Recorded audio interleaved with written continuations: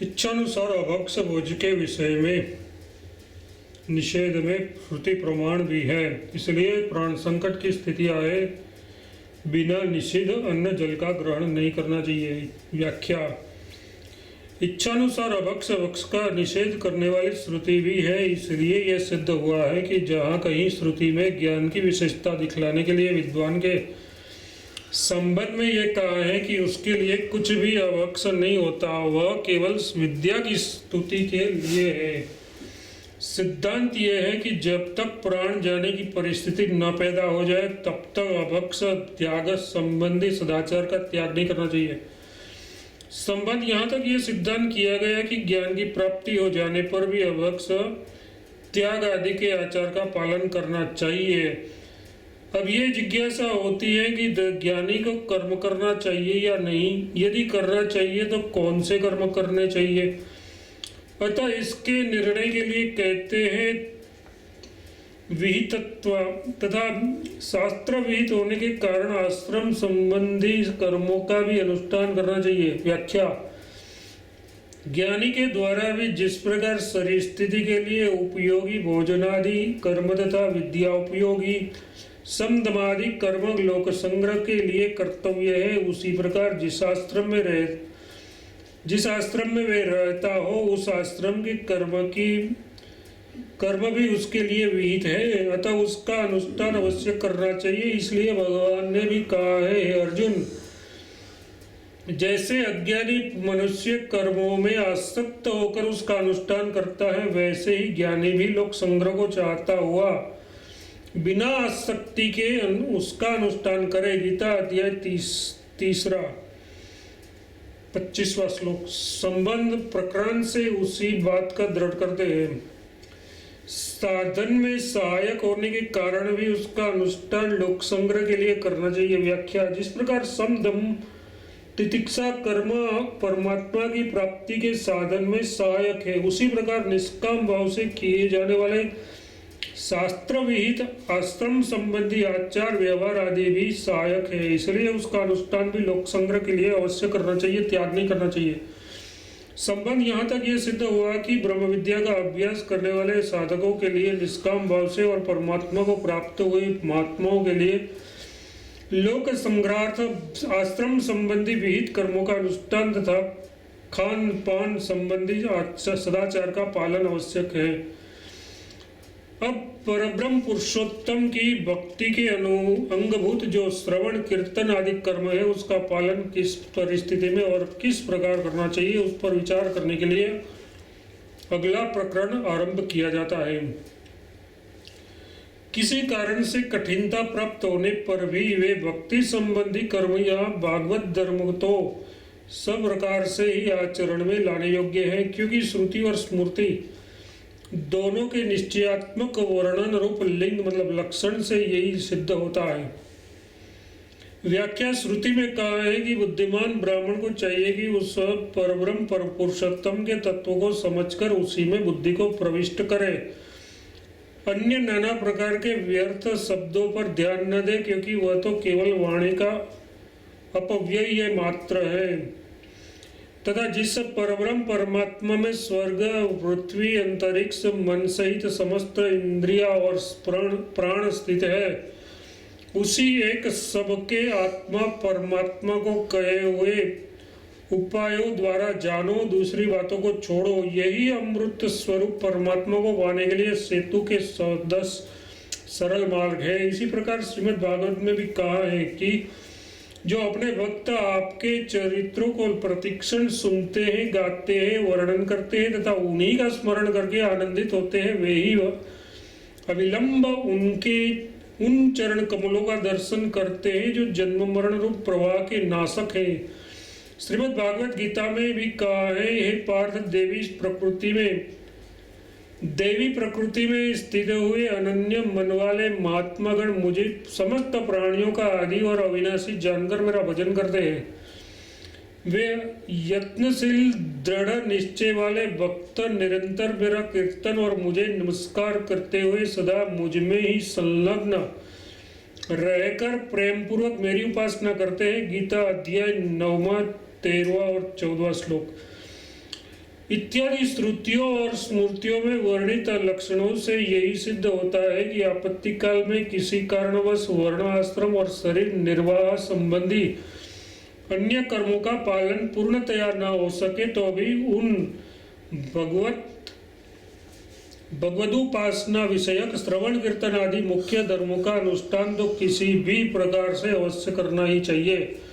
भाव यह है कि किसी भी अवस्था में उसके अनुष्ठान में शिथिलता नहीं आने देनी चाहिए। संबंध उक्त धर्मानुष्ठान की विशेषता दिखलाते हैं। श्रुति इनका अनुष्ठान करने वाले का पापों से अभिभूत न होना भी दिखलाती है। इससे भी यही सिद्ध होता है कि इनका अनुष्ठान अवश्य करना चाहिए। व्याख्या श्रुति ने कहा है कि उन परमात्मा को प्राप्त करने वाले की महिमा को जानने वाले जिस साधन का मन शांत, उस परमात्मा को प्राप्त करने वाले की महिमा को जानने वाले जिस साधक का मन शांत है, यथार्थ विषय वासना से अभिभूत नहीं है, उसकी इंद्रिया वश में की हुई है, जिसकी इंद्रिया वश में की हुई है, जो अन्य सभी क्रिया कलाप से उपरत है, सब प्रकार के शारीरिक और मानसिक सुख दुखों को सहन करने में समर्थ तितुक्षु है तथा परमात्मा के स्मरण में तल्लीन है, वह अपने हृदय में स्थित उस आत्मस्वरूप परमेश्वर का साक्षात्कार करता है।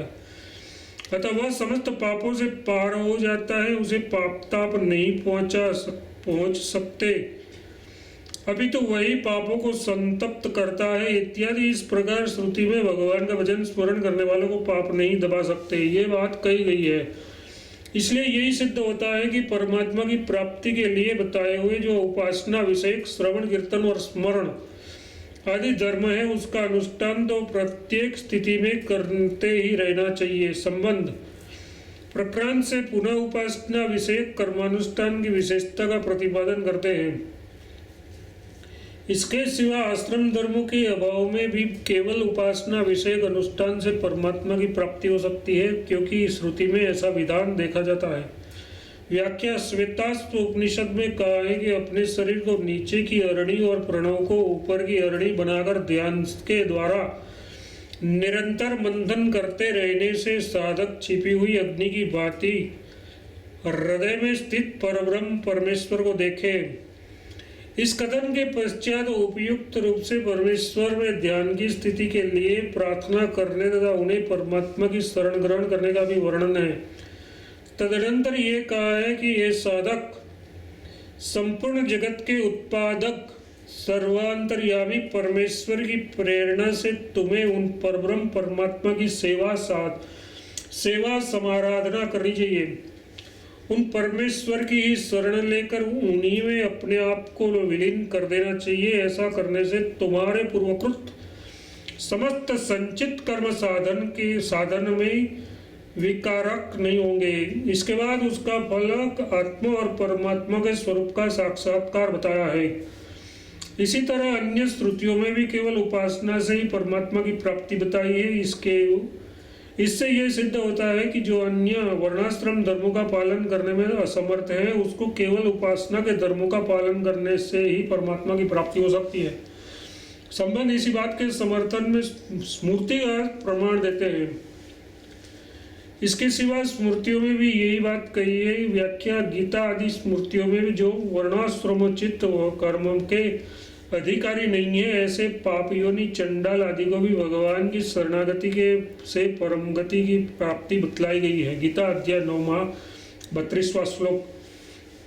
वहाँ भगवान ने यह स्पष्ट कहा है कि मेरी प्राप्ति में वेदाध्ययन, यज्ञानुष्ठान, दान तथा नाना प्रकार की क्रिया और उग्र तप हेतु नहीं है। केवल मात्र अनन्य भक्ति से ही मैं जाना, देखा और प्राप्त किया जा सकता हूँ। इसी प्रकार श्रीमद् भागवत आदि ग्रंथों में भी जगह जगह इस बात का समर्थन किया गया है कि वर्ण और आश्रम की मर्यादा से रहित पुरुष मनुष्य केवल भक्ति से पवित्र होकर परमात्मा को प्राप्त कर लेता है तथा किरात, हूण, आंध्र, पुलिंद, पुलक्य, आभिर, कंक, यवन, खस आदि तथा अन्य जितने भी पाप योनि के मनुष्य हैं, वे सब जन की शरण लेने से वे सब जिनकी शरण लेने से शुद्ध हो परमात्मा को प्राप्त हो जाते हैं, उन सर्वसमर्थ भगवान को नमस्कार है। इस सब वचनों से यह सिद्ध होता है कि उपासना संबंधी धर्मों का अनुष्ठान ही परमावश्यक है। संबंध अब भागवत धर्मानुष्ठान का विशेष महात्म्य सिद्ध करते हैं। इसके सिवा भगवान की भक्ति संबंधी धर्मों का पालन करने से भगवान का विशेष अनुग्रह होता है। व्याख्या: ऊपर बतलाई हुई अन्य सब बातें तो भगवान भागवत धर्म की विशेषता में हेतु है ही। उसके सिवा ये एक विशेष बात है कि अन्य किसी प्रकार के धर्म कर्म आदि का आश्रय न लेकर जो अनन्य भाव से केवल भगवान की भक्ति का अनुष्ठान करता है, उसको भगवान की विशेष कृपा प्राप्त होती है। गीता में भगवान ने स्वयं कहा है कि उन भक्तों के लिए मैं सुलभ हूँ। गीता अध्याय 8वां।